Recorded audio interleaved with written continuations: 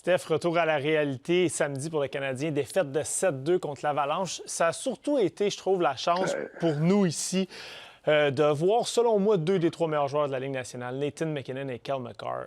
Quel spectacle ils nous ont donné. Je pense que ça a été la chance aussi de mesurer que, évidemment, on n'a pas ces joueurs-là, mais aussi on n'est pas encore tout à fait au niveau d'une équipe comme ça. Ben écoute, quelle équipe qui est bien huilée. Et tu parles de MacKinnon et Makar. Oui, c'est certain que c'est les deux, et de loin, les deux grands leaders de cette équipe-là. Mais quelle profondeur, Dan.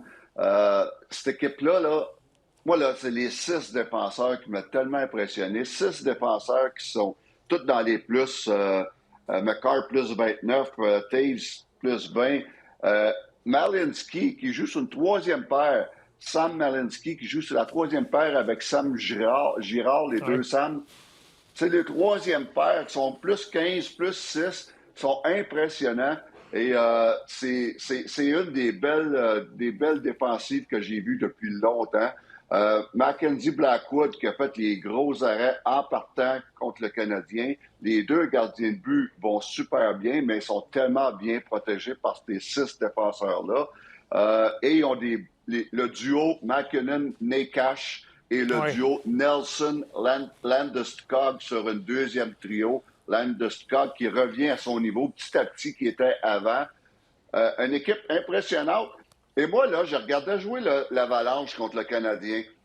Et ça me rappelait tellement les belles années que j'ai eues à Chicago quand on était au stade où le Canadien est en ce moment et qu'on se mesurait dans ce temps-là à la grosse équipe des Red Wings tout le temps. Les Red Wings, dans ce temps-là, étaient dans notre division avec les Dax Zetterberg, Lidstrom à la défense. Ils étaient dominants. Et nous, là, c'était notre baromètre pour voir on est rendu où dans notre processus. Et à toutes les fois qu'on jouait contre les Red Wings, parce qu'on jouait souvent contre eux autres, étant dans la même division dans le temps, mais c'était ça. Et ça m'a tellement rappelé Canadien contre l'Avalanche en fin de semaine, où on est rendu dans notre processus canadien. Et on voit qu'on s'en vient, mais on n'est pas là. Mais l'Avalanche, c'est un bon baromètre. Et sais-tu quoi? C'est bon que le Canadien ait vu l'Avalanche dominer de même. C'est comme jeune équipe, tu dis OK, on n'est pas rendu et eux jouent de la bonne façon. C'est l'équipe à copier pour le Canadien. C'est l'Avalanche qui, à un moment donné, le Canadien va avoir l'expérience de l'Avalanche, la profondeur de l'Avalanche. Mais c'était un bon test. Oublie la défaite. Oui, c'est certain que c'est un match à sens unique. Mais le Canadien a appris pas mal plus contre l'Avalanche qu'ils ont appris les matchs avant. Bon point. Steph, mardi, on va avoir l'adversaire un petit peu plus à notre niveau, les Sénateurs au Centre Bell.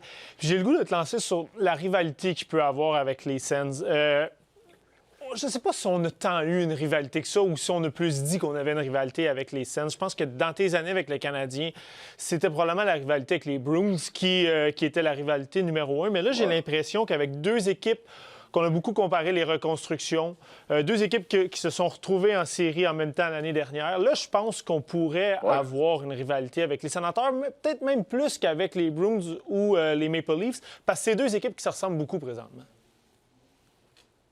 Tu as totalement raison. Et on essaye, ça fait des années, Dan, qu'on essaye artificiellement de créer une rivalité pour créer un intérêt alentour de ces matchs-là canadiens-Ottawa.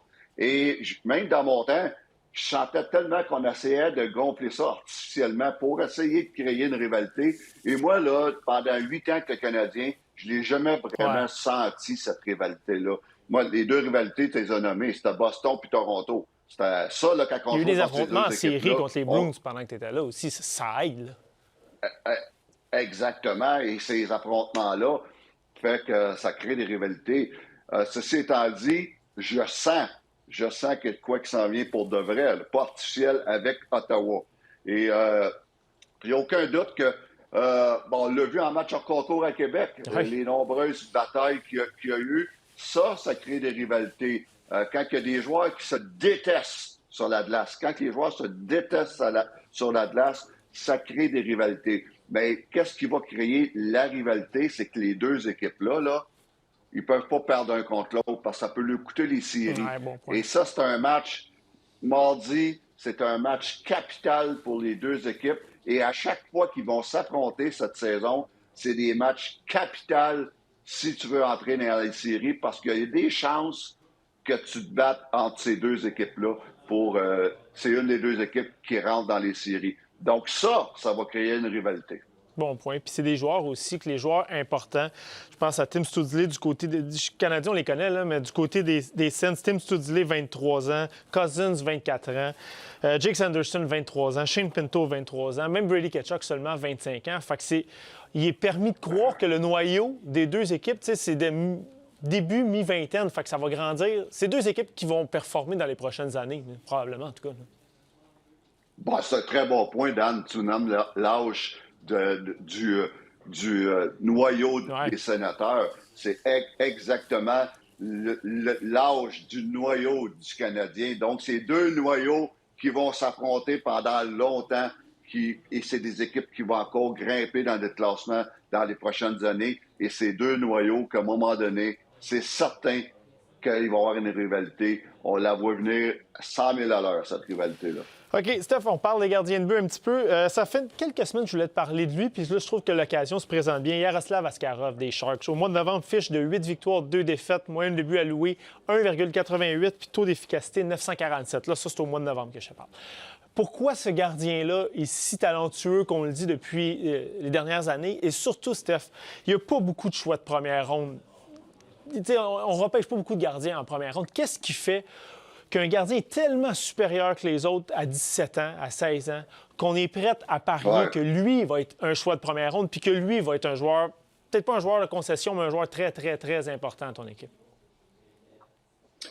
Bon, écoute, il y a tout. Quand on essaie de décrire le gardien de but parfait, mais il coche pas mal toutes les cases. Je me souviens tellement, moi, en 2018 ou 19, un des deux, Nikolai Khabibulin, mon ancien gardien de but des Blackhawks de Chicago, qui était l'entraîneur de gardien de but avec l'équipe de la Russie au championnat du monde junior.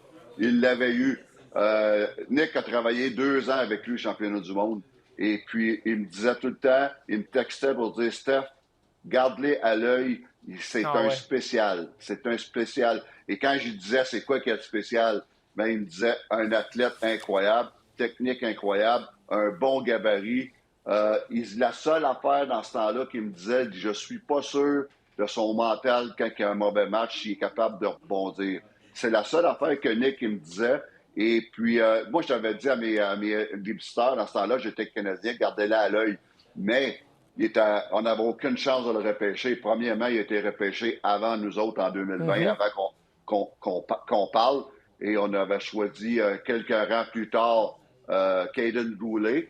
Mais l'autre affaire, c'est que notre priorité n'était pas un gardien de but. On avait Carey pour longtemps. On pensait que Carey serait là pour longtemps.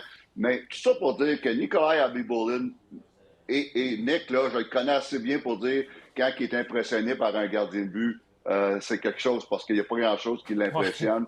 Il avait adoré Askarov, adoré. Et moi, ce que j'aime de Askarov, c'est qu'il était repêché par Nashville en passant. Et Askarov, l'année passée, avait demandé un échange parce qu'on venait de signer Saros pour plusieurs années et il ne voyait pas d'avenir pour lui à Nashville. Il avait demandé un échange. Barry Trotz a été assez gentleman pour l'accommoder. Et on a, autant à Nashville qu'à San Jose, on était patient. Même s'il a un talent, il y a 23 ans, il a joué 114 matchs dans la Ligue américaine. 114 matchs, ça, c'est 2 ans et demi de hockey dans la Ligue américaine, à pas de casse à la tête. Bien entendu, Dan, on va faire le parallèle avec Jacob Fowler. Je souhaite la même chose à Jacob Fowler. Joue 2 ans, 2 ans et demi, joue tes 100 matchs dans la Ligue américaine. Après ça, je pense que l'occasion va être bonne de le monter. Et comme tu as dit, Askarov, quel mois de novembre. Quel mois de novembre avec une équipe en reconstruction et très impressionnant. Il y a tous les chiffres pour être nommé le gardien de but du mois de novembre. Terminons avec Jake Allen, Steph. Ça aussi, ça fait quelques semaines qu'on met ça dans notre plan de match avant, puis on n'a jamais le temps d'en parler. Là, on va prendre le temps. Quand Jake Allen a quitté le Canadien, je vais être franc avec toi, je pensais que sa carrière était à toute fin pratique terminée. Là, chez les gardiens qui ont joué au moins 10 matchs depuis le début de la saison, 3e moyenne de buts alloués dans la LNH 2,27. Et chez les gardiens qui ont joué 10 matchs, 3e taux d'efficacité aussi. Il a 35 ans. Qu'est-ce qui fait que ce gardien-là, tu l'as bien connu, là, qu'est-ce qui fait que ce gardien-là est encore performant puis qu'il a pu confondre des sceptiques qui avaient encore sa place dans la LNH? Même s'il y a eu quand même des saisons difficiles, il n'y a pas un gros club avec le Canadien, mais c'était pas tout le temps facile. Oui, mais premièrement, tu l'as dit, il n'y avait pas des gros clubs avec le Canadien. Et c'était difficile pour n'importe quel gardien de but. C'était difficile de jouer avec les défensives, les jeunes défensives qu'on avait dans les dernières années, les années de Jake Allen. Jake Allen, on l'a emmené à Montréal pour être un 2e gardien de but. Et par la force des choses, à cause de la blessure de Carey, est devenu dans un rôle de premier qui, historiquement, son historique dans la Ligue à Saint-Louis, a démontré qu'à toutes les fois qu'il est clairement le numéro 1, c'est trop pour Jake. Ouais. C'est trop pour Jake. Et pour moi, il a tout le temps fait partie des meilleurs 2e gardiens de but. Des meilleurs gardiens de but qui vont jouer entre 25 et 30 matchs. C'est parfait pour Jake Allen. Il joue avec une équipe bien structurée au New Jersey, ce qui aide beaucoup. Mais surtout, Jake Allen, c'est un gars qui fait les arrêts qu'il doit faire. C'est pas un gars qui va voler des matchs avec des parties spectaculaires. C'est un gars qui garde ça simple, économie de mouvement comme gardien de but. Il est tout le temps en contrôle, bien positionné, et il laisse la rondelle venir à lui. Il joue dans une bonne structure avec les Devils. Oui. Et Jake Allen, en ce moment, est le meilleur gardien de but de la Ligue nationale au niveau quand on parle de 2e gardien de but. En ce moment, il a joué à peu près le même nombre de matchs que Jacob Markstrom, qui a été blessé pendant pratiquement 3 semaines. Donc, Jake Allen, il fait tout un travail avec les Devils. Parfait, Steph. Un plaisir de te parler encore une fois cette semaine. Bon, on s'en parle la semaine prochaine. Merci, Dan. Bonne semaine.